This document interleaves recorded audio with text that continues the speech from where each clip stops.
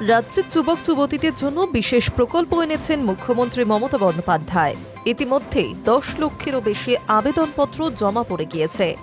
তবে একটা প্রশ্ন ঘুরপাক খাচ্ছে সকলের মনে, যারা বেসরকারি সংস্থায় বা চুক্তি ভিত্তিতে কর্মরত তারা কি এই প্রকল্পের সুবিধা পাবেন? তারা কি এই যুবশ্রী প্রকল্পের আওতায় আসবেন? চলুন আজ জেনে নেওয়া যাক বিজ্ঞপ্তি জারি করে কি জানিয়েছে রাজ্য সরকার। বেকার ভাতা যুবসাথীর বিজ্ঞপ্তিতে স্পষ্টভাবে উল্লেখ করা হয়েছে কারা এই প্রকল্পের সুবিধা পাবেন।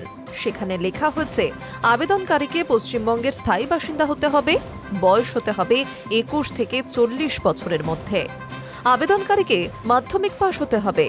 সেখানেই স্পষ্টভাবে উল্লেখ করা হয়েছে আবেদনকারীকে বেকার হতে হবে, অর্থাৎ বেসরকারি চাকরিজীবীরা এই প্রকল্পের আওতায় পড়বেন না বা এই সুবিধা পাবেন না। তবে বেসরকারি চাকরিরও অনেক ভাগ রয়েছে। অনুমোদিত সংস্থার কর্মীরা প্রভিডেন্ট ফান্ড সহ যাবতীয় সুযোগ সুবিধা পান, আবার অসংগঠিত কর্মীরা কার্যত দিন আনা দিন খাওয়া করেন।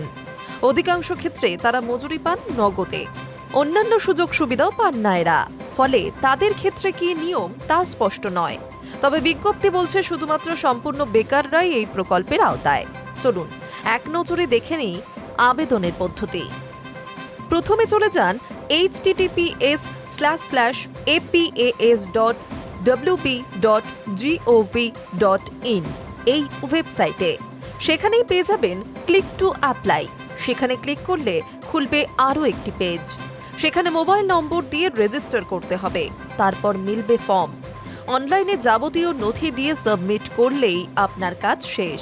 সবশেষে আবেদনপত্রটি ডাউনলোড করে রাখতে হবে। এছাড়া নিজের বিধানসভা এলাকার ক্যাম্পে গিয়েও আবেদন করতে পারেন।